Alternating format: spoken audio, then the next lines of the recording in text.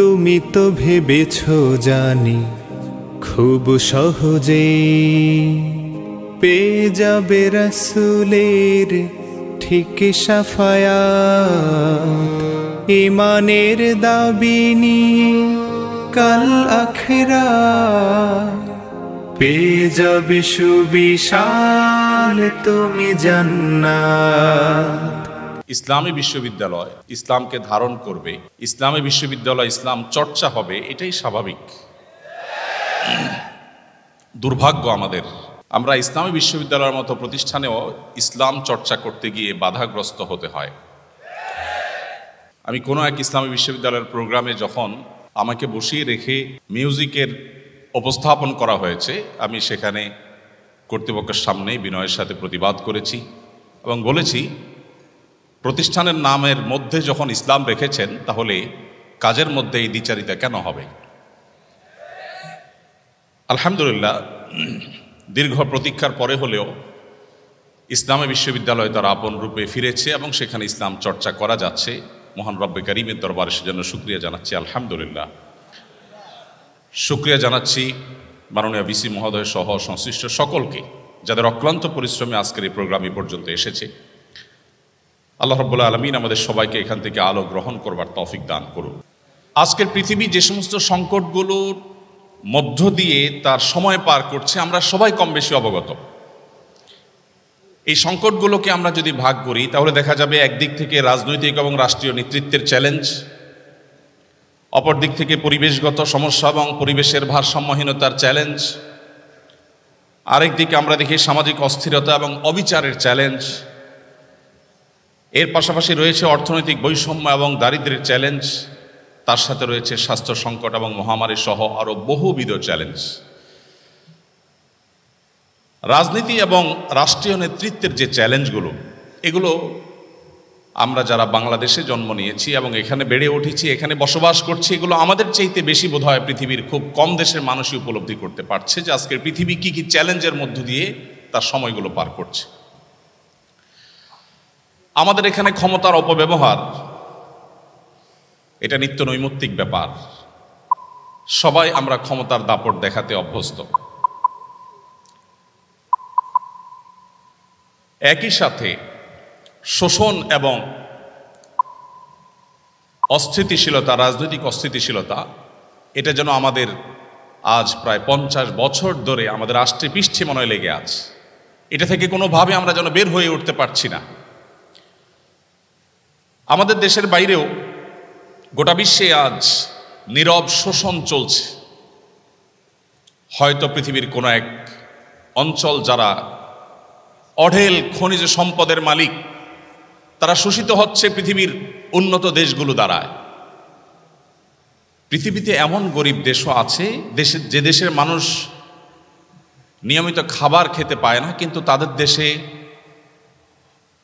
অনেকগুলো আন্তর্জাতিক বিমানবন্দর রয়েছে। সেই বিমানবন্দরগুলো তাদের করা নয়, পৃথিবীর পরাশক্তিগুলো সে সমস্ত দেশে বিমানবন্দর করেছে সে দেশের খনিজ সম্পদ রাতের অন্ধকারে লুট করে নিয়ে যাবার জন্য। এবং শান্তি রক্ষার নাম করে তাদের সে লুটের কাজকে সহযোগিতা করছে বিশ্বের মোড়লরা।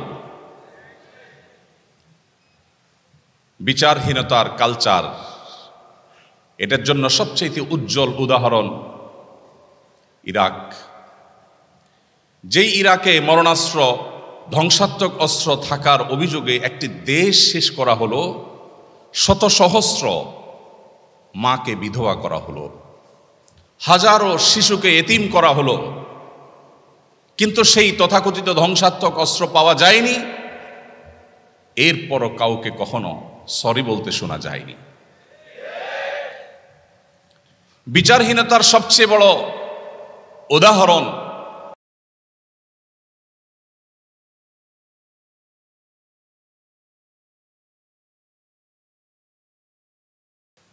এটা এতটাই স্বাভাবিক বিষয়ে পরিণত হয়েছে যেন গোটা পৃথিবী আজ কলোসিয়ামের সেই গ্যালারি, আর সেখানে যে তাণ্ডব চলছে সে তাণ্ডব আমরা বসে বসে গোটা পৃথিবীর মানুষ দেখছি। আগামী 100 বছর 200 বছর পরের যে প্রজন্ম পৃথিবীতে আসবে, আমাদের নিয়ে তারা আলোচনা করবে। পৃথিবীতে তখন মানুষ ছিল যাদের চোখের সামনে কুরে কুরে একটি জনপদের মানুষকে শেষ করে দেওয়া হয়েছে। মায়ের সামনে, বাবার সামনে সন্তান না খেতে শুকিয়ে কাঠ হয়ে মৃত্যুর জন্য প্রহর গুনছে। এই দৃশ্য মানব ইতিহাসের কখনো ইতিপূর্বে ঘটেছে এমনটি পাওয়া যায় না। মানবাধিকার লঙ্ঘনের যে হিড়িক আজকের পৃথিবীতে চলছে, একদিকে মানবাধিকার প্রতিষ্ঠার জিগির আমরা সারাক্ষণ শুনতে পাচ্ছি, আর অপরদিকে প্রতিনিয়ত মানবাধিকার লঙ্ঘন চলছে। ধর্মীয় সংঘাত কি নেই আজকের পৃথিবীর সংকটের তালিকায়। এর বিপরীতে আমরা যদি রাসূল করিম সাল্লাল্লাহু আলাইহি সাল্লামের সুন্নাহ এবং তার সে মহান আদর্শকে সামনে রাখি, আমরা দেখতে পাই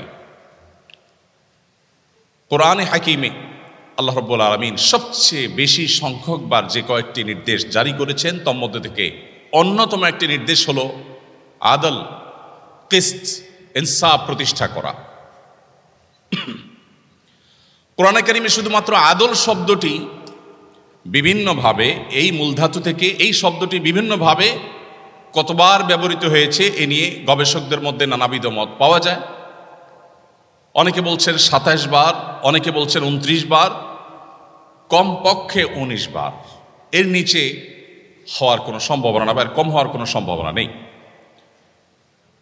এর পাশাপাশি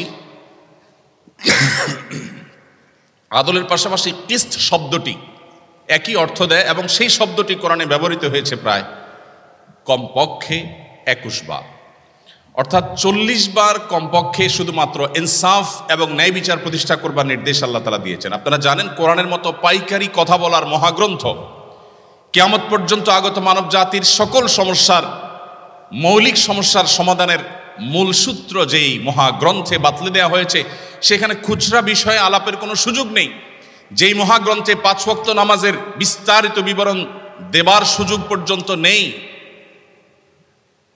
সেই মহাগ্রন্থে আল্লাহ রাব্বুল আলামিন যে সমস্ত আদেশ করেছেন, বিশেষ করে কোরআনে কারিমের আদেশ নিষেধের তালিকার দিকে একবার চোখ বুলালে আমাদের কাছে স্পষ্ট হয়ে যাবে আল্লাহ রাব্বুল আলামিনের কাছে মুহাম্মদ সাল্লাল্লাহু আলাইহি ওয়াসাল্লামের আদর্শে ইনসাফ এবং ন্যায় বিচারের গুরুত্ব কতখানি হলে শত সহস্র ইস্যু থাকতে শুধুমাত্র ন্যায় বিচারের ব্যাপারে আল্লাহ তাআলা পৃষ্ঠায় পৃষ্ঠায়, পাতায় পাতায় কোরআনে বারবার মানব জাতিকে সতর্ক করেছেন। আপনারা সবাই মক্কার কুরাইশ এবং মদিনার ইহুদিদের ষড়যন্ত্র সম্পর্কে অনেক ভালো করেই জানেন। মদিনার নবী করিম সাল্লাল্লাহু আলাইহি সাল্লাম তাকে ইনসাফের পথ থেকে বিচ্যুত করবার জন্য হেন কোনো চেষ্টা নেই যেটা করা হয়নি। ফাতেমা নামে এক নারীর চুরি করার পর যখন ধরা পড়ে, আল্লাহর নির্দেশ অনুপাতে যখন তার কোরআনের বিচার প্রতিষ্ঠা করবার নির্দেশ জারি করেছেন নবী করিম সাল্লাল্লাহু আলাইহি সাল্লাম, তখন সম্ভ্রান্ত পরিবারের নারী হওয়ার কারণে তাকে বাঁচাবার জন্য নানাবিধ প্রচেষ্টা হয়েছে। আপনারা জানেন, ওসামা ইবনে যায়েদ রাদিয়াল্লাহু তাআলা আনহু নবী করিম সাল্লাল্লাহু আলাইহি সাল্লামের অত্যন্ত স্নেহের মানুষ ছিলেন, ছোট মানুষ ছিলেন, যাকে নবীজি অনেক ভালোবাসতেন। তাকে সবাই ঠিক করলো যে তুমি গিয়ে নবীজিকে বলো যে তার শাস্তিটা মওকুফ করে দেওয়া যায় কিনা। তখন নবী করিম সাল্লাল্লাহু আলাইহি সাল্লাম বলেছেন, আল্লাহর বিধানের ক্ষেত্রে আমাকে সুপারিশ করতে আসছো তুমি? রাগান্বিত হয়ে তিনি বলেছেন, ও আইমুল্লাহ লাউ আন্না ফাতিমা বিনতে মুহাম্মদ সারাকাত লাকাতাতু ইয়াদাহা, আল্লাহর শপথ করে বলছি, আমার মেয়ে মুহাম্মদের মেয়ে ফাতেমাও যদি চুরি করত, আমি তার হাত কর্তন করবার, কোরআনে বিধান জারি করতে বিন্দু মাত্র পিছপা হতাম না, আমি সেই নির্দেশ জারি করতাম। নবী করিম সাল্লাল্লাহু আলাইহি সাল্লাম এই হাদিসে এও বলেছেন যে আগের যুগের মানুষেরা মুখ দেখে বিচার করত। সম্ভ্রান্ত শক্তিশালী ফ্যামিলির, ঐতিহ্যবাহী বা অভিজাত ফ্যামিলির কেউ অন্যায় করলে তারা আইন এবং বিধিবিধানকে পাশ কেটে যেত আর গরিব মানুষদের উপরে আইন প্রয়োগ করত। কিন্তু মুহাম্মদ সাল্লাল্লাহু আলাইহি সাল্লাম এসেছেন পৃথিবীকে ইনসাফ দিয়ে পরিপূর্ণ করতে। বিদায় হজের সেই ঘোষণা, নবী করিম সাল্লাল্লাহু আলাইহি সাল্লামের পৃথিবীতে মানুষে মানুষে ভেদাভেদ দূর করবার সেই ঐতিহাসিক ঘোষণা আজও আমাদের কানে বাজে। তিনি বলেছিলেন, আলা আলা আলা লা ফাদলা লি আরাবিয়্যিন আলা আজামি ওয়ালা লি আজামিয়্যিন আলা আরবি। আরব বিশ্বের মানুষদের আত্মসম্মান, আত্মমর্যাদা, বরং কোনো কোনো ক্ষেত্রে তাদের আত্ম অহংকার, এটা কোন পর্যায়ে যারা আরবে ছিলেন কিংবা আরাবিয়ানদেরকে যারা দেখেছেন তারা ভালো বলতে পারবেন। বিশেষ করে সেই সময়ের আরাবিয়ানরা যারা নন আরবদেরকে মানুষই মনে করত না, সেই সময়ের আরাবিয়ানদের বুকের উপর দাঁড়িয়ে, সেই সমাজের বুকের উপর দাঁড়িয়ে নবী করিম সাল্লাল্লাহু আলাইহি সাল্লাম ঘোষণা দিয়েছিলেন, আলা লা ফাদলা লি আরাবিয়্যিন আলা আজামি। জেনে রাখবে, কোন আরাবিয়ানের নন আরবের ওপর কোনো শ্রেষ্ঠত্ব নেই। তুমি আরব হয়েছো বলে তোমার কোনো বিশেষ মর্যাদা নেই। মর্যাদা শুধুমাত্র তাকওয়ার বিচারেই ঠিক হবে, নির্ধারণ হবে। ইন্না আকরামাকুম ইনদাল্লাহি আতকাকুম। এভাবে প্রিয় নবী সাল্লাল্লাহু আলাইহি সাল্লাম পৃথিবীতে ইনসাফ, ন্যায় বিচার এবং অপশাসন, বিচারহীনতা, মুখ দেখে বিচারের এই কালচারকে তিনি এমনভাবে পরিবর্তন করেছেন যে আজকের পৃথিবীর কাছে সেটা সবচাইতে উজ্জ্বল উদাহরণ। সময়ত উপস্থিতি, নবী করিম সাল্লাল্লাহু আলাইহি ওয়াসাল্লাম তিনি আমাদের সমস্যার গোড়ায় হাত দিয়েছিলেন। আজ রাজনৈতিক ক্ষমতার যে অপব্যবহার গোটা বিশ্বব্যাপী চলছে, এটির গোড়ায় হাত দিয়ে তিনি সমাধান করবার চেষ্টা করেছেন। তিনি মানুষকে সে দর্শনের দীক্ষা দিয়েছেন, শিক্ষা দিয়েছেন, যেই দর্শনে বিশ্বাসী মানুষ কখনো তার রাজনৈতিক ক্ষমতার অপব্যবহার করতে পারে না। নবী করিম সাল্লাল্লাহু আলাইহি সাল্লাম আমাদেরকে শিক্ষা দিয়েছেন যে ইন্নাল্লাহা হুয়াল কাদির, আল্লাহ রাব্বুল আলামিন শুধুমাত্র কাদির, তিনি শুধুমাত্র সব কিছু করতে পারেন, সব কিছুর ক্ষমতা শুধুমাত্র তার নিয়ন্ত্রণে, আমরা তার দাস মাত্র, যেই হই না কেন। রাজনৈতিক ক্ষমতা এবং অন্য সকল ক্ষমতার উৎস যখন আল্লাহকে মানুষ স্বীকার করবে, তখন তার কাছে রাজনৈতিক দায়িত্ব এটা আমানত মনে হবে। তার কাছে আল্লাহর কাছে জবাবদিহিতার বোধ জাগ্রত হবে। আর আল্লাহর কাছে জবাবদিহিতার বোধ যদি জাগ্রত হয়, তাকে মনিটর করবার জন্য কোনো কিছুর প্রয়োজন হবে না। সেলফ মনিটরিং সিস্টেম দ্বারা সে নিজেকে সঠিক পথে ধরে রাখবে।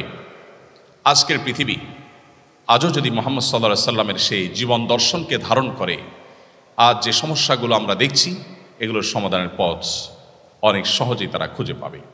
সময়ত উপস্থিতি, নবী করিম সাল্লাল্লাহু আলাইহি সাল্লাম শোষণমুক্ত সমাজ করবার জন্য, গঠন করবার জন্য কি না করেছেন, আমি প্রায় বলার চেষ্টা করি। অনেক নীতি কথা আজকের সমাজে আমরা শুনতে পাই, অনেক সুশীল মানুষ আমরা দেখতে পাই। এমন মানুষ কি পৃথিবীতে আমরা একজনও দেখাতে পারবো যিনি নিজের জন্য যে জামা কিনেন, নিজের গাড়ির ড্রাইভারের জন্য সেম জামা কিনেন, নিজের বাচ্চার জন্য যে জামাটা কিনেছেন, নিজের বাসার কাজের বুয়ার বাচ্চাটার জন্য গিফট হিসাবে যে জামা কিনবেন, সে একই জামা কিনেছেন, এরকম মানুষ পৃথিবীতে আমরা একজনও আছি কিনা আমি জানি না। কিন্তু মুহাম্মদ সাল্লাল্লাহু আলাইহি সাল্লাম সেই মানুষ যিনি বলেছেন, ইখওয়ানুকুম খাওয়ালুকুম, তোমাদের অধীনস্থ মানুষেরা তোমাদেরই ভাই, তাদেরকে তোমাদের সাথে বসে খাওয়াও, তোমরা যা খাও তাদেরকে তাই খাওয়াও, তোমরা যা পরো তাদেরকে তাই পরিধান করাও। প্রিয় ভাইরা আমার, তিনি শুধুমাত্র নীতিবাক্য বলে ক্ষান্ত হননি, তিনি যা বলেছেন তার প্রতিটি কথাকে তিনি বাস্তবায়ন করে গেছেন। পৃথিবীর অন্য সব দার্শনিক, অন্য সব ব্যক্তিবর্গের সাথে তার পার্থক্যের জায়গাটা এখানে। তিনি শুধুমাত্র নীতিবাক্য দিয়ে যাননি, প্রতিটি বিষয়কে তিনি নিজে করে দেখিয়েছেন, তার প্রমাণ তিনি তার সমাজে প্রতিষ্ঠিত করেছেন এবং বিশ্ববাসীর কাছে তিনি উদাহরণ হয়েছেন। এই জন্য আল্লাহ বলেছেন, লাকাদ কানা লাকুম ফি রাসূলিল্লাহি উসওয়াতুন হাসানা। উসওয়া শব্দের অর্থ হলো অনুপম, তুলনাহীন। আল্লাহর রাসূলের মধ্যে রয়েছে তোমাদের জন্য এমন আদর্শ, যে আদর্শ তোমরা আর কোথাও খুঁজে পাবে না। পৃথিবীতে কোনো মনীষী পাওয়া কঠিন হবে, তিনি যত বড় মহানই হন না কেন, যে তার বাসার অধীনস্থ কাজের লোকদের জন্য সেই পোশাক কিনবেন যে পোশাক তার গায়ে থাকবে, একই গাড়িতে চলবেন, ড্রাইভার এবং তার পোশাকে কোনো পার্থক্য থাকবে না, একই জামা একই ব্র্যান্ডের হয়তো একই কালারের জামা তিনি পরবেন এবং পরাতে দিবেন। এত মহান মানুষ পৃথিবীতে মুহাম্মদ সাল্লাল্লাহু আলাইহি সাল্লাম ছাড়া আর কাউকে পাওয়া সম্ভব নয়। সম্মানিত উপস্থিতি, শোষণমুক্ত সমাজ গড়ে তোলার জন্য শ্রমিকের অধিকার নিয়ে কি না করেছেন তিনি। পৃথিবী বলছে শ্রমিকের অধিকার দাও, নবীজি বলছেন না, হয়নি। শ্রমিকের অধিকার দেওয়া নয়, ঘাম শুকাবার আগে দিতে হবে। পৃথিবী বলে শ্রম দিয়েছে তারপর পারিশ্রমিক দাও, নবীজি বলেছেন না, শ্রম দিয়ে শেষ করার আগে আগে পারিশ্রমিক দাও। সৌদি আরবের সরকারিভাবে এবং বেসরকারিভাবেও, আমি 10 বছর সৌদি আরবে ছিলাম, সে সুবাদে আমি জানি, সেখানে স্যালারি ইস্যু হতো। এখন কি চলছে বা কি আছে আমি জানি না, বাকি আমি 2009 থেকে 18 এই সময়ের কথা বলছি। 10 বছর আমি নিজে এর উপকারভোগী এবং আমি দেখেছি যে সেখানে হিজরি সন অনুপাতে স্যালারি ইস্যু হয়ে থাকে। সরকারি বেসরকারি সমস্ত প্রতিষ্ঠানগুলোতেই, প্রায় বেশিরভাগ প্রতিষ্ঠানগুলোতেই আমি দেখেছি যে মাসের 25, 26, 27 তারিখের মধ্যে স্যালারি ইস্যু হয়। ওই যে নবীজি বলেছেন ঘাম শুকাবার আগে, এজন্য মাস শেষ হওয়ার আগে তারা স্যালারি ইস্যু করে। সম্মানিত উপস্থিতি, মুহাম্মদ সাল্লাল্লাহু আলাইহি সাল্লাম যে জীবন দর্শন আমাদের কাছে রেখে গেছেন, তার সে জীবন দর্শন আজকের পৃথিবীর যাবতীয় রাজনৈতিক এবং রাষ্ট্রীয় নেতৃত্বের যত সংকট আছে সেগুলো দূর করবার জন্য সবচাইতে কার্যকর এবং সবচাইতে বাস্তবসম্মত। আজকের পৃথিবীতে অনেক নসিহা, পরমত সহিষ্ণুতার বিষয়ে, সংখ্যালঘুদের অধিকারের বিষয়ে আমরা শুনতে পাই। যদিও নসিহার মধ্যেই সেটি সীমাবদ্ধ থাকে, আমরা দেখি বাস্তবে তার উল্টো। পৃথিবীর উন্নত অনেক দেশ আছে যে দেশগুলো আমাদের দেশে তথাকথিত সংখ্যালঘু নির্যাতনের কথা বলে আমাদেরকে চাপের মধ্যে রাখে। যদিও পৃথিবীতে সংখ্যালঘুদের অধিকারের ব্যাপারে বাংলাদেশের মানুষের মতো সচেতন, বাংলাদেশে মানুষের মতো সতর্ক এবং দায়িত্বশীল মানুষ পৃথিবীতে, পরের কথা, আমাদের সাবকন্টিনেন্টের আশেপাশের কোনো দেশের মধ্যেও নেই। আমি চট্টগ্রাম হাটহাজারী মাদ্রাসায় পড়েছি। হাটহাজারী মাদ্রাসায় যদি আপনি যান, আপনি দেখতে পাবেন এখনো 100 বছর ধরে ঠিক মাদ্রাসার মসজিদের ওয়াল ঘেঁষে সামান্য কয়েক মিটার দূরেই একটি মন্দির আছে। এই 100 বছরের ইতিহাসে কোনোদিন মন্দির থেকে একটি ইট মসজিদে যায়নি, মসজিদ থেকে একটা ইট মন্দিরে আসেনি। এর নাম বাংলাদেশ। সেই বাংলাদেশের মানুষকে সংখ্যালঘুদের অধিকার শেখাতে যারা আসে, তাদের চরিত্র আমরা খুব ভালো করে জানি। মুসলমানদের সাথে মুস্কি হেসে কথা বলে মুসলমানদের ধ্বংসের যাবতীয় আয়োজন করার এই কারিগরেরা আমাদেরকে আজ সবক দিতে আসে সংখ্যালঘুদের অধিকারের ব্যাপারে। আমরা সেই নবীর উম্মত যে নবী আমাদেরকে শিখিয়েছেন। আল্লাহ তাআলা কোরআনে বলেছেন, লা ইয়ানহাকুমুল্লাহু আনিল্লাযীনা লাম ইউকাতিলুকুম ফিদ-দীন ওয়া লাম ইখরিজুকুম মিন দিয়ারিকুম আন তাবাররুহুম ওয়া তুকসিতু ইলাইহিম ইন্নাল্লাহা ইউহিব্বুল মুকসিতিন।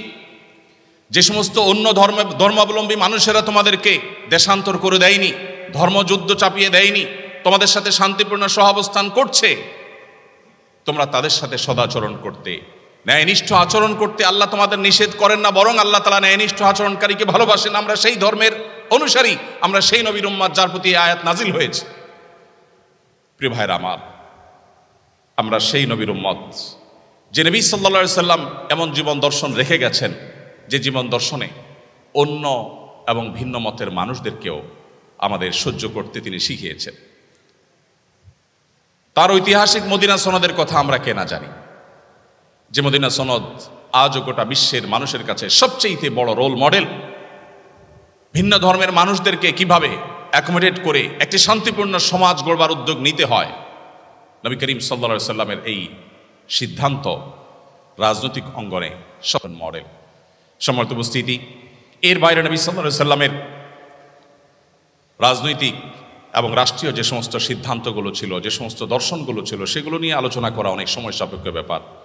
আমি আর সেদিকে যাচ্ছি না, শুধুমাত্র শেষের দিকে এসে বলছি, আজকে যুদ্ধের নামে যে গণহত্যা পৃথিবীতে চলছে, আমাদের দেশেও অনেককে দেখা যায় প্রিয় নবী মুহাম্মদ সাল্লাল্লাহু আলাইহি সাল্লামের চরিত্রে কালিমা লেপনের ব্যর্থ চেষ্টা তারা করেন। তারা নবী করিম সাল্লাল্লাহু আলাইহি সাল্লামকে এমনভাবে ফুটিয়ে তোলার, এমনভাবে উপস্থাপন করবার চেষ্টা করে যেন তিনি একজন যুদ্ধবাজ মানুষ ছিলেন, নাউজুবিল্লাহ। প্রিয় ভাইরা আমার, আপনারা নিশ্চয়ই জেনে থাকবেন নবী করিম সাল্লাল্লাহু আলাইহি সাল্লামের জীবনে যতগুলো যুদ্ধে, যতগুলো অভিযানে তিনি অংশগ্রহণ করেছেন, তার নেতৃত্বে যতগুলো যুদ্ধ হয়েছে, সাকুল্যে সবগুলো যুদ্ধে দুই পক্ষের যে মানুষ মারা গেছেন, উভয় পক্ষের, মুসলিমদের এবং শত্রুপক্ষের উভয় পক্ষের যে মানুষগুলো মারা গেছেন, রণাঙ্গনে যুদ্ধে মারা যাওয়া মানুষের সংখ্যা প্রায় 400-র কাছাকাছি। ইহুদিদের প্রতি তাদের বিশ্বাসঘাতকতার শাস্তি স্বরূপ নবী করিম সাল্লাল্লাহু আলাইহি সাল্লাম যে মৃত্যুদণ্ডের নির্দেশ দিয়েছিলেন, সেখানে কিছু মানুষ মারা গেছে যারা মূলত সম্মুখ যুদ্ধে রণাঙ্গনে মারা যাওয়া মানুষদের কাতারে পড়ে না, সেজন্য তাদেরকে আমি বাদ রেখে বলছি। আজকের পৃথিবীতে কোনো একটা এলাকার পার্লামেন্ট মেম্বার নির্বাচিত হওয়ার জন্য শুধুমাত্র অগণিত মানুষকে জীবন দিতে হয়। দুটি বিশ্বযুদ্ধে মিলিয়ন মিলিয়ন মানুষকে প্রাণ দিতে হয়েছে। আর মুহাম্মদ সাল্লাল্লাহু আলাইহি সাল্লামের আদর্শকে পৃথিবীতে প্রতিষ্ঠিত করবার জন্য সাকুল্যে প্রায় মাত্র 400 মানুষকে রণাঙ্গনে জীবন দিতে হয়েছে উভয় পক্ষের। এরপরে মুহাম্মদ সাল্লাল্লাহু আলাইহি সাল্লামকে যারা যুদ্ধবাজ মানুষ হিসেবে দেখাবার চেষ্টা করে, তাদের চাইতে জ্ঞান পাপী আর কেউ হতে পারে না। সম্মানিত উপস্থিতি, মুহাম্মদ সাল্লাল্লাহু আলাইহি ওয়াসাল্লাম তার যুদ্ধের যে নীতি ছিল, দু একটি পয়েন্ট আপনাদের জানা বিষয়গুলো আপনাদের সাথে শেয়ার না করে আমি পারছি না। আজ বলা হয় আজকের পৃথিবী সভ্য পৃথিবী, বলা হয় আজকের পৃথিবী মানবিক পৃথিবী, বলা হয় আজকের পৃথিবী মানবাধিকারের পৃথিবী, বলা হয় আজকের পৃথিবী নারী অধিকার আদায়ের পৃথিবী। মুহাম্মদ সাল্লাল্লাহু আলাইহি সাল্লাম যখন নারী অধিকার নিয়ে কথা বলেছেন, তখন নারী অধিকার নিয়ে কথা বলাটা ফ্যাশনের বিষয় ছিল না, আজকে যেমনটি ফ্যাশনের বিষয়ে পরিণত হয়েছে। আজকে কেউ নারী অধিকার নিয়ে সচেতন মানে সে খুব সময় সচেতন মানুষ। তার জন্য পৃথিবীর হাজারো সংগঠন, হাজারো প্রতিষ্ঠান তার পাশে এসে দাঁড়াবে, এবং এটা একটা ফ্যাশনের বিষয় হয়ে গেছে যে নারী সচেতন, নারী অধিকার সচেতন। নবী করিম সাল্লাল্লাহু আলাইহি সাল্লাম সেই সমাজের বুকের উপর দাঁড়িয়ে নারী অধিকার কথা বলেন না, নারী অধিকারকে প্রতিষ্ঠা করেছেন। যেই সমাজে বাবা নিজের কন্যাকে জীবন্ত পুঁতে ফেলত শুধুমাত্র কন্যা হওয়ার অপরাধে, নবীজি সাল্লাল্লাহু আলাইহি সাল্লাম সেই সমাজের বুকের উপর দাঁড়িয়ে বলেছেন, কোনো ব্যক্তি যদি দুটি কন্যা সন্তানের বাবা মা হয় এবং তাদের সঠিক লালন পালন করে, তাদের জান্নাতের দায়িত্ব আমি নিলাম। প্রিয় ভাইরা আমার, কোরআন এবং হাদিসের কোথাও আমি পাই না 1 ডজন বা হাফ ডজন ছেলের বাবা হলে, ছেলের মা হলে তার জন্য জান্নাতের বারান্দায়ও যাওয়ার সুযোগ আছে, এরকম কোনো হাদিস আমার জানা নেই। কিন্তু কন্যা সন্তানের ব্যাপারে নবী সাল্লাল্লাহু আলাইহি সাল্লাম এই কথা বলেছেন। কোরআনে কারিমে আপনারা জানেন সূরাতুন নিসা আছে, সূরাতুল রিজাল নাই। পুরুষদের সূরা বলতে সূরা নাই, কিন্তু নারীদের সূরা বলতে সূরা আছে। সেই জাতিকে যদি নারী অধিকার শেখাতে আসে, তার চাইতে বড় দুর্ভাগ্যের বিষয় আর কিছু হতে পারে না। প্রিয় ভাইরা আমার, নবী করিম সাল্লাল্লাহু আলাইহি সাল্লাম রণাঙ্গনে নারীকে, শিশুকে, বৃদ্ধকে, এমনকি অন্য ধর্মাবলম্বী যারা উপাসনায় রত, তার খলিফার নির্দেশ ছিল সেখানে কোনো আঘাত যেন কেউ না করে। আজকের 2025-এর পৃথিবীতে দাঁড়িয়ে অনেক কথা বলা যায়। আপনি 1500 বছর আগের পৃথিবীতে যদি যান, তখন এই কথাগুলো কারোর মাথায় কল্পনায়ও হয়তো আসেনি, বলা তো দূরের কথা। আর নবী সাল্লাল্লাহু আলাইহি সাল্লাম, বিশ্বনবী, তিনি শুধুমাত্র বলেননি, তিনি এই কথাগুলোকে প্রতিষ্ঠিত করে গেছেন। শুধুমাত্র উহুদ যুদ্ধের একটি ঘটনা না বলে পারছি না।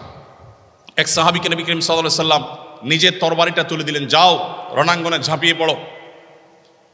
তিনি তরবারি হাঁকাতে হাঁকাতে যুদ্ধ করছেন। হঠাৎ করে দূর থেকে মনে হলো কোনো একজন প্রতিপক্ষের যোদ্ধা কাউকে ধরাশয়ী করেছে বা কিছু একটা করছে। তিনি দৌড়ে সেখানে গেলেন, যে দেখতে পেলেন একজন নারী, যিনি একটি লাশের সাথে এমন আচরণ করছেন যেটি কোনো মানুষ সহ্য করতে পারে না। আপনারা সবাই কম বেশি জানেন। লাশের বিকৃতির এই ঘটনা দেখে, সেই লাশ মুসলমানের লাশ দেখে ওই সাহাবী টকবগে জ্বলে উঠলেন, তরবারি বের করলেন, যখন তাকে আঘাত করতে যাবেন হঠাৎ তিনি থমকে দাঁড়ালেন, কারণ তিনি পরবর্তীতে বলেছেন এই তরবারি তো মুহাম্মদ সাল্লাল্লাহু আলাইহি সাল্লামের তরবারি। তিনি কোনোদিন কোনো নারীর গায়ে কখনো ফুলের টোকা দেননি। এই নারী যত বড় অপরাধী করুক না কেন, অন্তত মুহাম্মদ সাল্লাল্লাহু আলাইহি সাল্লামের তরবারি দিয়ে তাকে আঘাত আমি করতে পারি না। আপনি কোথায় পাবেন সেই জীবন আদর্শ? কোথায় পাবেন সেই মহান ব্যক্তিত্ব? প্রিয় ভাইরা আমার, আমাদের নবী করিম সাল্লাল্লাহু আলাইহি সাল্লাম তো সেই মানুষ, যে মানুষ রাষ্ট্রীয় নেতৃত্ব এবং রাজনৈতিক যে চ্যালেঞ্জ আছে সেই চ্যালেঞ্জগুলো মোকাবেলা করার জন্য শুধুমাত্র নীতি কথা বলেননি। আপনারা সবাই জানেন তিনি বিছানায় শুয়েছেন, পিঠে দাগ পড়ে গেছে, তাকে মায়া করে বলা হলো আপনার জন্য একটু নরম বিছানার ব্যবস্থা করি। তিনি বলেছেন না, প্রয়োজন নেই। তখনকার পারস্য সম্রাট, রোমান সম্রাট, আশপাশের সম্রাটদের যে জীবনযাপনের তাদের যে কালচার ছিল, কৃষ্টি ছিল, তাদের যে শৌখিন লাইফস্টাইল ছিল, তার তুলনায় মুহাম্মদ সাল্লাল্লাহু আলাইহি সাল্লামের সাদাসিধা জীবন মানব ইতিহাসে হয়তো দুই একটা খুঁজে পাওয়া যাবে, কিন্তু সামগ্রিকভাবে তার তুলনা পৃথিবীতে দেওয়ার মতো কোনো মানুষ আপনি পাবেন না।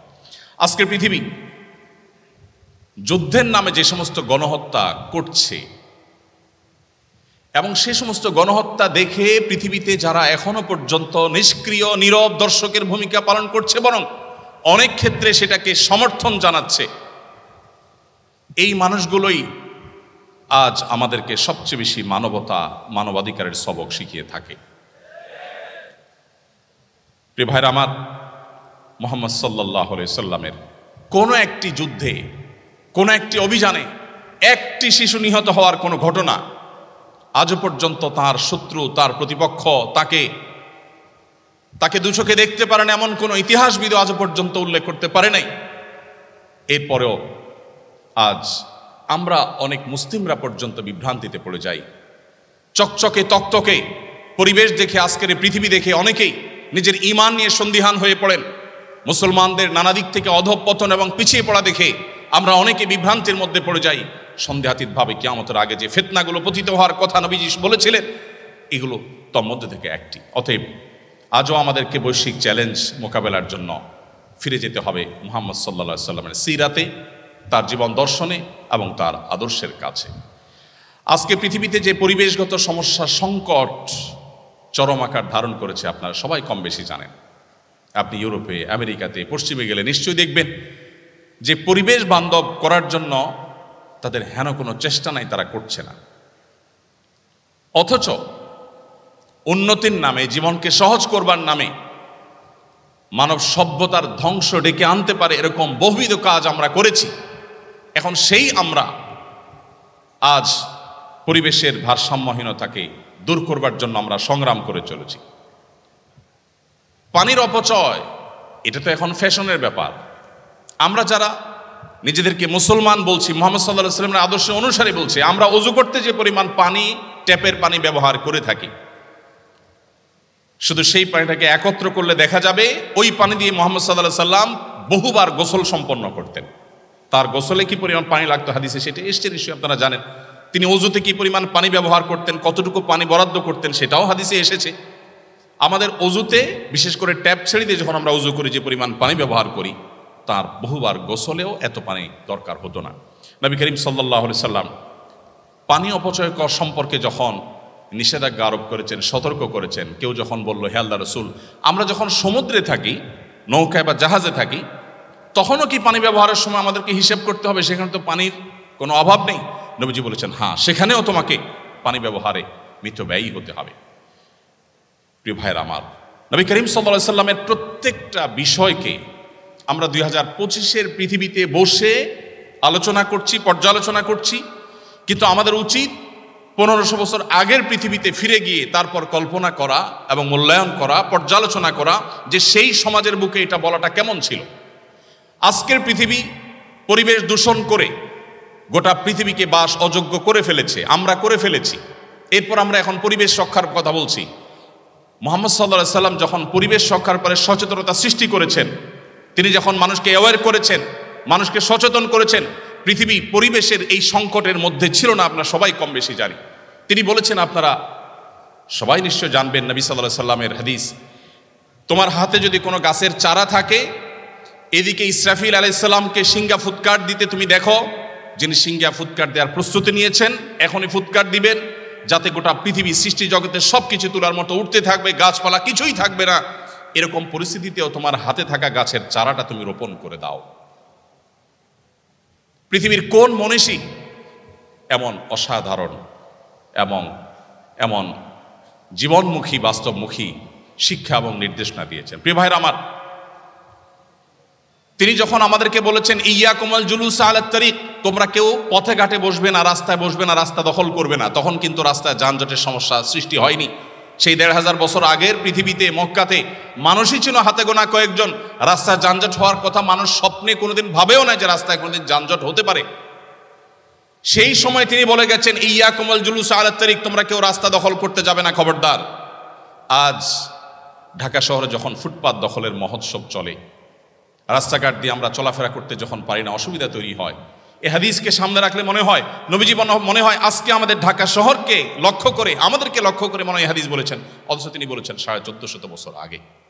প্রিয় ভাইরা আমার, এই জন্য আজকের পরিবেশ সংশ্লিষ্ট যত সংকট আছে সেগুলো মোকাবেলার জন্য নবী সাল্লাল্লাহু আলাইহি ওয়াসাল্লামের আদর্শের চর্চার কোনো বিকল্প নেই। একটি বিষয় আমি বিশেষভাবে উল্লেখ করতে চাই, হাদিসটি আমরা সবাই কম বেশি জানি। নবী সাল্লাল্লাহু আলাইহি ওয়াসাল্লাম বলেছেন ঈমানের ৭০ শাখা আছে, আদনাহা ইমাতাতুল আযা আনিত তারিক, ঈমানের সবচেয়ে সাধারণ শাখা হলো পথ পরিষ্কার করা। পথ পরিষ্কার করা ঈমানের অঙ্গ। অথচ আমরা যারা ৫ ওয়াক্ত নামাজ পড়ি সে মুসলমানরাও অন্যের ফেলে দেয়া ময়লা আবর্জনা বা মানুষের কষ্টের কারণ হতে পারে সেরকম কোনো কিছু থেকে রাস্তাকে পরিচ্ছন্ন করা, রাস্তায় পরিচ্ছন্নতা অভিযানে সামিল হওয়া, এটাকে ইবাদত হিসাবে গণ্য করা, সওয়াবের কাজ হিসাবে গণ্য করার নজির খুব কম আছে। আমরা সুন্নাহ ফাউন্ডেশন থেকে অনেক দিন থেকে ভাবছি সারা দেশে ইমামদের জন্য কয়েকটি কম্পিটিশনের অ্যারেঞ্জ করব। তার মধ্যে থেকে একটি থাকবে কোন ইমাম তার মসজিদ এরিয়াকে সবচেয়ে সুন্দর, সবচেয়ে ক্লিন, পরিচ্ছন্ন করতে পারেন ইমামের নেতৃত্বে মুসল্লিদেরকে সাথে নিয়ে। কারণ আমার রাসূল তো আমাকে পথ পরিষ্কারের আলাদা নির্দেশ করেছেন এবং এটা একটা আমল, এটা একটা সওয়াবের কাজ। আমরা যদি ঢাকা শহরের ১ কোটি মানুষ মাত্র 10 মিনিট সময় হাতে নিয়ে আমরা যদি ঢাকা শহরকে পরিচ্ছন্ন করতে যাই, আমার তো মনে হয় ঢাকা শহরের কোনো ময়লা আবর্জনা কোনো কিছুই অবশিষ্ট থাকার কথা নয়। প্রিয় ভাইরা আমার, মহানবী সাল্লাল্লাহু আলাইহি সাল্লাম পরিবেশকে সুন্দর রাখবার জন্য যে নির্দেশনা দিয়েছেন সেটা কোনো অথরিটি নির্ভর নয়, প্রত্যেকটা মানুষের সেলফ মোটিভেশনের জন্য তিনি নির্দেশনা জারি করেছেন। সময় তো ভাইরা আমার, এটা কি প্রশ্ন তো সহ? ওকে, জি ঠিক আছে, ধন্যবাদ। সময় তো উপস্থিতি, সামাজিক অস্থিরতা এবং অবিচার আজ চরমে, আমরা কে না জানি। আইন শৃঙ্খলা চকচকে তকতকে দেখি পৃথিবীর অনেক দেশে, যেটা দেখে আমাদের মনে হয় যে বাহ, কত সুন্দর তারা সভ্য হয়ে গেছেন। সন্দেহাতীতভাবে অ্যাপ্রিসিয়েট করার মতো অনেক কিছু আছে, কিন্তু এর পেছনের যে আমাদের অজানা ইতিহাস, অজানা ঘটনাবলী বা অজানা অধ্যায় আছে, সেটাও আমাদের আমলে আনা উচিত এর সঠিক পর্যালোচনা করবার জন্য। আজ পৃথিবীর সবচেয়ে উন্নত অংশ মনে করা হয় যে দেশ বা যে দেশগুলোকে, সেখানে বর্ণবাদ এখনো এতটা শক্তিশালী যে এখনো পর্যন্ত কৃষ্ণাঙ্গদেরকে দিনের আলোতে পায়ের নিচে পাড়া দিয়ে মেরে ফেলা হচ্ছে, গোটা পৃথিবী দেখছে। এখনো প্রতিনিয়ত শুধুমাত্র ভিন্ন বর্ণের হওয়ার কারণে নানা রকম বৈষম্যের শিকার হতে হচ্ছে। প্রিয় ভাইরা আমার, মুহাম্মদ সাল্লাল্লাহু আলাইহি সাল্লাম যে জীবন দর্শন আমাদের সামনে রেখে গেছেন, সেখানে আমরা কে না জানি বেলাল হাবশী রাদিয়াল্লাহু তাআলা আনহু সুদূর ইথিওপিয়ার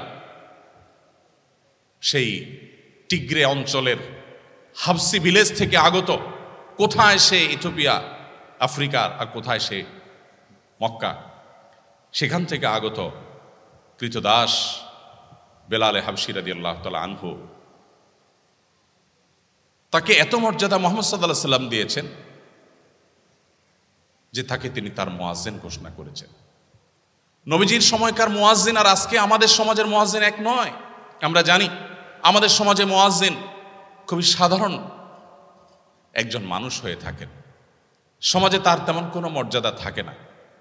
মুহাম্মদ সাল্লাল্লাহু আলাইহি সাল্লামের সমাজের মুয়াজ্জিন ছিলেন, সানি ইমাম, ইমামের পর যার মর্যাদা, আর ইমাম যিনি রাষ্ট্রনায়ক তার পরে যার অবস্থান, তার মর্যাদা কতখানি থাকতে পারে তা বলার অপেক্ষা রাখেন। যে মানুষটিকে মক্কার মানুষেরা নির্যাতন নিষ্পেষণ করেছিল, মুহাম্মদ সাল্লাল্লাহু আলাইহি সাল্লাম তাকে সে মর্যাদা দিয়েছেন। সময়ত ভাইরা, বর্ণ বৈষম্য দূর করবার জন্য নবী করিম সাল্লাল্লাহু আলাইহি সাল্লাম বিদায় হজের ভাষণে বারবার করে বিভিন্ন অ্যাঙ্গেল থেকে মানুষকে সতর্ক করেছেন, সচেতন করেছেন। নারী অধিকার প্রতিষ্ঠা করার জন্য বলেছেন, ফাস্তাউসু বিন-নিসাই খায়রা, নারীদের ব্যাপারে তোমরা আমার কাছ থেকে ওসিয়ত গ্রহণ করো, আমি ওসিয়ত করে যাচ্ছি, তাদের ব্যাপারে সদাচরণ, তাদের ব্যাপারে দায়িত্বশীল আচরণ করবার জন্য তোমরা সদা প্রস্তুত থাকবে। আল্লাহ বলেছেন, ওয়া আশিরুহুন্না বিল মারুফ, সংসার করতে হলে সুন্দর এবং সঠিকভাবে, যথাযথভাবে, ন্যায়সঙ্গতভাবে সংসার করবে। খবরদার তাদেরকে সংসারে আটকে রেখে, বৈবাহিক জীবনে তাদেরকে আবদ্ধ করে রেখে জুলুম করবে, সেই ইখতিয়ার তোমাকে দেওয়া হয়নি। সময়ত ভাইরা, আজ বর্ণবাদের বিরুদ্ধে হয়তো সবাই কথা বলবে, কিন্তু মুহাম্মদ সাল্লাল্লাহু আলাইহি সাল্লাম শুধু কথা বলেন নাই, তিনি বেলালে হাবশিকে এমন জায়গায় বসিয়েছেন যে জায়গায় বসানোর ফলে সমাজের কেউ বর্ণবাদ নিয়ে টু শব্দ করবার মতো সাহস দেখায়নি। আজও পৃথিবীতে অনেক কৃষ্ণাঙ্গকে সম্মানজনক জায়গায় বসানো হয়, ক্ষমতার আসনে বসানো হয়, কিন্তু তার পেছনের ইতিহাস হলো রন্ধ্রে রন্ধ্রে বর্ণবাদ, রন্ধ্রে রন্ধ্রে বৈষম্য নানাভাবে সেখানে বিরাজ করছে। সময়ত ভাইরা, নবী করিম সাল্লাল্লাহু আলাইহি সাল্লামের বিদায় হজের ভাষণ শুধুমাত্র যদি আমরা আলোচনা করি, পর্যালোচনা করি, তাহলে বোধ হয় সেটা আলোচনা করে শেষ করা কঠিন হবে। তিনি ন্যায় এবং মানবিক এক পৃথিবী গড়ে তুলেছিলেন। তার পৃথিবীতে, তার সমাজে, তার আদর্শের মধ্যে যারা গড়ে উঠেছেন, তার নেতৃত্বে যারা গড়ে উঠেছেন, বেড়ে উঠেছেন, মানব ইতিহাসে ইনসাফের যে উদাহরণ তারা তৈরি করেছেন, এটা বোধহয় মানব ইতিহাসে আর কখনো ফিরে আসবে না। আজকের পৃথিবী আবার যদি তাকে চর্চা করে, তাকে অনুসরণ করে, আজকে যে সামাজিক অস্থিরতা আমরা দেখতে পাচ্ছি, যে অবিচার দেখতে পাচ্ছি, সেটা পরিপূর্ণভাবে নির্মূল করা সম্ভব। সম্মানিত উপস্থিতি, নবীজি সাল্লাল্লাহু আলাইহি সাল্লামের জীবনের কোন অধ্যায় রেখে কোন অধ্যায় নিয়ে আমরা কথা বলব? তিনি যখন মক্কা বিজয় করলেন, যে মানুষগুলো মক্কা থেকে তাকে চরম অপমানিত করে, লাঞ্ছিত করে, কষ্ট দিয়ে বিদায় করেছে, বিতাড়ন করেছে, তিনি যখন মক্কায় ফিরে আসলেন, তিনি সেই মানুষ যিনি বললেন, লা তাসরিব আলাইকুমুল ইয়াউম, আজ তোমাদের কাছ থেকে কোনো প্রতিশোধ গ্রহণ করা হবে না, সবাইকে সাধারণ ক্ষমা ঘোষণা করা হলো। উল্লেখযোগ্য কোনো রক্তপাত ছাড়াই তিনি মক্কা বিজয় করলেন। যে বিশাল বহর নিয়ে তিনি এসেছেন মক্কা বিজয়ের সময়, সে বহর দেখে মক্কার মুশরিকেরা সবাই ভড়কে গিয়েছিল। না জানি আজকে কি ম্যাসাকারটা হয়ে যায়। ধৈর্য এবং সহিষ্ণুতার যে উদাহরণ তিনি রেখেছেন, সেটা শুধুমাত্র তার কথার মধ্যে নয়, তার কাজের মাধ্যমে তিনি বাস্তবায়ন করেছেন। আজকের পৃথিবীতে সেজন্য কথার ফুলজড়ি নয়, বাস্তব উদাহরণ হওয়া মানুষদের জীবনী আমাদের চর্চা করতে হলে মুহাম্মদ সাল্লাল্লাহু আলাইহি সাল্লামকে সর্বাগ্রে আমাদেরকে চর্চা করতে হবে, অধ্যয়ন করতে হবে। আজকের যে অর্থনৈতিক বৈষম্য এবং দারিদ্র্যের চ্যালেঞ্জ আজকের পৃথিবীতে আমরা দেখতে পাচ্ছি, বেকারত্ব, ভোগবাদ মানুষকে কুরে কুরে খাচ্ছে, ধ্বংসের শেষ প্রান্তে নিয়ে যাচ্ছে, আমরা সম্পদের অসম বন্টন দেখতে পাচ্ছি। এই সব কিছু থেকে উদ্ধারের জন্য মুহাম্মদ সাল্লাল্লাহু আলাইহি সাল্লামের সেই জীবন দর্শনে যেতে হবে, যে জীবন দর্শন মানুষকে আখিরাতমুখী করে, যে জীবন দর্শন মানুষকে ব্যবসায়ী করে, মানুষকে উদ্যোক্তা হিসাবে গড়ে তোলে, কিন্তু সেটা মানব কল্যাণে, ভোগের জন্য নয়। প্রিয় ভাইরা আমার, মক্কা থেকে হিজরত করে আসা সাহাবীরা যখন মদিনায় আসলেন, অনেক বড় সংকট সেখানে তৈরি হতে পারত। আজকে আমাদের দেশে আমাদের নির্যাতিত রোহিঙ্গা ভাই বোনেরা যারা আমাদের দেশে আশ্রয় নিয়েছেন, তারা যদি আমাদের সমাজের সাথে পুরোপুরি মিশে যেতেন, তাহলে নানাবিধ অসুবিধা, বিশেষ করে কালচারাল সমস্যা হয়তো তৈরি হতে পারত। নবী করিম সাল্লাল্লাহু আলাইহি সাল্লাম মক্কা থেকে হিজরত করে আসা মুহাজির সাহাবীদেরকে মদিনায় যখন আসলেন, যাতে কোনো রকম সামাজিক কালচারাল ক্রাইসিস তৈরি না হয়, সেজন্য তিনি ঐতিহাসিক মুআখাত, পৃথিবীর ইতিহাসে পৃথিবীবাসীকে নতুন এক বিষয়ের সাথে পরিচয় করালেন। সেটা হলো যে মুহাজির এবং আনসার সাহাবীদের মধ্যে প্রত্যেকটা পার্সন টু পার্সন ভ্রাতৃত্বের বন্ধন তিনি গড়ে দিলেন। কমনলি বলা এক জিনিস, আর একজন মুহাজিরের সাথে একজন আনসারের সাথে ভাই হিসাবে একটা বন্ধন তিনি সেখানে সংযুক্ত করলেন, এবং প্রত্যেকের ভাই হিসাবে তিনি স্টাবলিশ করলেন। এবং একটি অনাকাঙ্ক্ষিত ঘটনা মুহাজির এবং আনসারের সাথে উল্লেখযোগ্য একটি অনাকাঙ্ক্ষিত ঘটনা তিনি ঘটতে দেননি। একবার একজন মুহাজির এবং আনসারের সাথে পানি নেওয়া নিয়ে একটু বাদানুবাদ হওয়ার পর একজন যখন তার সোজা দিকে, হে আমার আনসারি ভাইরা, তোমরা কোথায় আসো, এই মুহাজির ব্যক্তি আমাকে আঘাত করেছে, এরকম কিছু একটা যখন তিনি ডাক দিলেন, নবী সাল্লাল্লাহু আলাইহি সাল্লাম দীপ্ত কণ্ঠে বললেন, মালি, কি হলো আমার, যে তোমাদের কণ্ঠে আমি জাহিলি যুগের আহ্বান শুনছি। এগুলো জাহিলি যুগের আহ্বান, জাতিগত আহ্বান ডেকে সংঘাত সৃষ্টি করা, দাঙ্গা সৃষ্টি করা, মারামারি হানাহানি সৃষ্টি করা, এগুলো জাহিলি যুগের স্বভাব। দাউহা ফাইন্নাহা মুনতিনা, এগুলোকে তোমরা পরিত্যাগ করো, পরিহার করো, ছুঁড়ে ফেলে দাও, এগুলো দুর্গন্ধযুক্ত। মানুষের মধ্যকার বৈষম্য দূর করে অর্থনৈতিক সংকট মোকাবেলা করার ক্ষেত্রে মুহাজির সাহাবীরা যখন মদিনায় এসেছেন, তখন তাদের হাতে কিছুই নেই, তারা রিক্ত হস্তে খালি হাতে এসেছেন। এতগুলো মানুষ মদিনা থেকে এসেছেন খালি হাতে, মক্কা থেকে এসেছেন খালি হাতে মদিনাবাসী, তাদের জন্য এই মানুষগুলো বোঝা হয়ে যেতে পারত। নবী করিম সাল্লাল্লাহু আলাইহি ওয়াসাল্লাম প্রত্যেকটা মুহাজির সাহাবীকে উদ্বুদ্ধ করলেন, যাও বাজারে যাও, ব্যবসা শুরু করো। সামান্য কিছু টাকা আনসারি ভাই থেকে ধার নিয়ে, পুঁজি নিয়ে, সে টাকা নিয়ে তারা উদ্যোক্তা হলেন, এন্টারপ্রেনার হলেন। তাদেরকে এন্টারপ্রেনারশিপের জন্য যে উদ্বুদ্ধ নবী সাল্লাল্লাহু আলাইহি ওয়াসাল্লাম করেছেন, 1450 বছর আগের পৃথিবীতে সেটা সহজ বা স্বাভাবিক কোনো বিষয় নয়। সম্মানিত উপস্থিতি, আজকের পৃথিবীতে যে স্বাস্থ্য সংকট এবং মহামারী সংকট আছে, এই সংকটগুলো নিয়ে আমরা আজ সাফার করছি। রোগবালাই, অতিভোজন ইত্যাদির কারণে, নানা কারণে মানসিক চাপ, ডিপ্রেশন, মহামারীর বিস্তার। একদিকে আমরা দেখছি যে স্বাস্থ্য খাতে ব্যাপক উন্নতি হয়েছে, জ্ঞান বিজ্ঞানের যথেষ্ট অগ্রগতি হয়েছে, অনেক গবেষণা হচ্ছে, তার সুফলও আমরা পাচ্ছি, সেটা যেমন সত্য। এর পাশাপাশি আজ নানাবিধ ক্রাইসিস স্বাস্থ্য খাতে নতুন করে সৃষ্টি হয়েছে। এমন এমন ব্যাধি ছড়িয়ে পড়ছে যেগুলো কোনোভাবে মানুষ মোকাবেলা করতে পারছে না। এগুলোর জন্য মানুষের হাতের কামাই দায়ী। আল্লাহ বলেছেন, দহরাল ফাসাদু ফিল বাররি ওয়াল বাহরি বিমা কাসাবাত আইদিন নাস, স্থলে জলে যত ব্যত্যয় সৃষ্টি হয়েছে এর সবই মানুষের হাতের কামাই।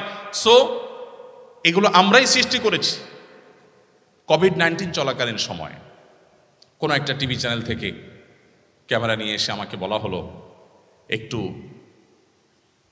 স্বাস্থ্য সচেতনতার অংশ হিসাবে, আপনি একজন আলেম হিসাবে, আপনি একজন সমাজকর্মী হিসাবে মানুষকে সচেতন করে বলুন যেন 20 সেকেন্ড ধরে মানুষ হাত ধোয়।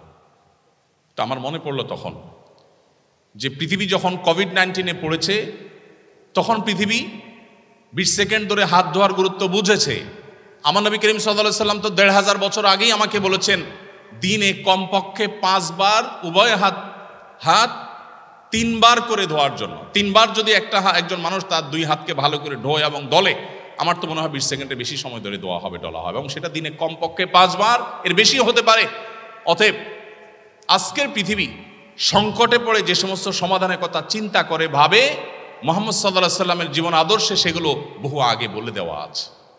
অতএব আজকে যে আমাদের অতিভোজনের কারণে সমস্যা, যে সংকটে মুখোমুখি আমরা, এক সময় আমরা আমাদের ছেলেবেলা দেখেছি, দাওয়াত খেতে গেলে, কোথাও গেলে মানুষ সাধ্য, অবশ্য সেদে খাওয়ানো, এটা বাংলাদেশে মানুষের কালচার, যে মেহমান বাঁচলো কি মরলো সেটা দেখার বিষয় না, খাওয়াতে হবে এবং নিজের পছন্দ মতো খাওয়াতে হবে। যাই হোক, এখন মানুষ অনেক সচেতন, কেউ খেতে চায় না। যত বড় লোক খাবারের ব্যাপারে তত বেশি উনি সাবধান এবং সতর্ক। উনি খেতে চান না, এটা খাবেন না, ওটা খাবেন না, এটাতে ফ্যাট আছে, ওইটাতে তমুক আছে, ওইটাতে অমুক আছে, উনি ভেজিটেবল খাবেন, উনি ভেজিটেরিয়ান, ইত্যাদি ইত্যাদি ইত্যাদি। পৃথিবী অনেক বিপদের মুখোমুখি, সংকটের মুখোমুখি হয়ে যে জায়গায় এসেছে, মুহাম্মদ সাল্লাল্লাহু আলাইহি ওয়াসাল্লাম বহু আগেই সেই জায়গায় তিনি ছিলেন। তিনি বলেছেন, পেটের 1 ভাগকে পানি দিয়ে পরিপূর্ণ করে, 1 ভাগকে খাদ্য দিয়ে পরিপূর্ণ করে। এখন ডাক্তাররা আমাদেরকে বলছেন সালাদ খান, সবজি খান বেশি বেশি করে। তো নবীজি যে পানি দিয়ে পরিপূর্ণ করতে বলেছেন, আপনার সবজি বা সালাদ জাতীয় যে খাবারগুলো আছে, এগুলো সবগুলোই তো পানি জাতীয় খাবার। তো নবীজি তো বলেছেন 1/3 সেগুলোকে বরাদ্দ রাখার জন্য, আর 1/3 সলিড খাবার দেওয়ার জন্য, আর 1/3কে খালি রাখার জন্য। তো নবীজির সেই কথায় আমরা এসেছি, কিন্তু বহুকাল পরে, বহু ক্রাইসিসের পরে। সময়ত উপস্থিতি, এভাবে আজকের বৈশ্বিক চ্যালেঞ্জগুলো মোকাবেলার জন্য মুহাম্মদ সাল্লাল্লাহু আলাইহি সাল্লামের জীবন দর্শন, তার সুন্নাহ, সেগুলো যদি আমরা আলোকপাত করি, তাহলে হয়তো আলোচনা করে শেষ করা যাবে না। প্রয়োজন সেগুলোর বাস্তবায়ন। আমার খুব কষ্ট হয়, দুঃখ হয় যখন কোনো অমুসলিম প্রধান দেশে যাই এবং সেখানে বেড়ে ওঠা শিশুরা, তরুণরা কখনো মিথ্যা বলে না, কখনো প্রতারণা করে না, কখনো তারা কাউকে ধোঁকা দেয় না, কারোর পারতপক্ষে ক্ষতি করে না। অন্য ধর্মাবলম্বী হয়েও যখন তারা এই সমস্ত গুণাবলী অর্জন করেছে এটি শুনতে পাই, তখন মুসলিম হিসাবে আমার লজ্জা হয়, অনুতাপ হয়। আমরা তো সেই নবীর উম্মত ছিলাম যে নবীর কাছে যুদ্ধ চলাকালে প্রতিপক্ষের পশুপালনের দায়িত্বে থাকা মানুষটা বিপুল পরিমাণ পশু সম্পদ নিয়ে পশু চড়াতে চড়াতে নবীজির দলে এসে ভিড়ে গিয়েছেন। এরপর নবীজির সাথে সাক্ষাৎ করে বলছেন, হে আল্লাহ রসুল, আমি আপনার প্রতি ঈমান এনেছিলাম, কিন্তু ওদের মাঝে থাকার কারণে প্রকাশ করতে পারিনি। এখন আমি চলে এসেছি, আপনি আমাকে বরণ করুন। নবীজি তাকে বরণ করেছেন, কিন্তু তার সাথে থাকা ছাগলগুলো, ছাগলের পাল এবং পশু সম্পদকে তিনি বরণ করেননি। তিনি বলেছেন, এগুলো ফেরত দিয়ে আসো, এগুলো তোমার জন্য হালাল নয়, আমাদের জন্য হালাল নয়। আমরা সেই নবীর উম্মত যে নবী মক্কা থেকে রাতের আধারে জীবন বাঁচাবার, ঈমান বাঁচাবার প্রয়োজনে আল্লাহর নির্দেশে হিজরত করে তাকে মদিনায় চলে যেতে হচ্ছে। ওই মুহূর্তে হোক আলীকে ডেকে বলছেন, আলী, এই স্বর্ণ মুদ্রার প্যাকেট অমুকের, এই রৌপ্য মুদ্রা এটা তমুক অমুসলিমের মুশরিকের, যে তাকে হয়তো আঘাত করেছে। তিনি মক্কা ছেড়ে যখন চলে যান রাতের আধারে, তখনও তার কাছে রাখা আমানতগুলোকে আলীকে বুঝিয়ে দিয়ে বলেছেন, 3 দিন তুমি অবস্থান করবে এবং প্রত্যেকটা পাওনা প্রাপকের কাছে যার যার জিনিস যারা আমার কাছে আল আমিন বিশ্বাসী হিসেবে আমার কাছে জমা রেখেছিল তাদের সম্পদ পৌঁছে দিবে, তারপর তুমি হিজরত করবে। আমরা সেই নবীর উম্মত, কিন্তু আজ তার জীবন দর্শন নিয়ে আমরা গর্ব করি, আমরা আলোচনা করি, আমরা সেমিনার সিম্পোজিয়াম করি, আমাদের বাস্তব জীবনে সেগুলোকে আমরা বাস্তবায়ন করি না। এর চেয়ে দুর্ভাগ্যজনক বিষয় আর কিছু হতে পারে না। আমার খুব কষ্ট হয়।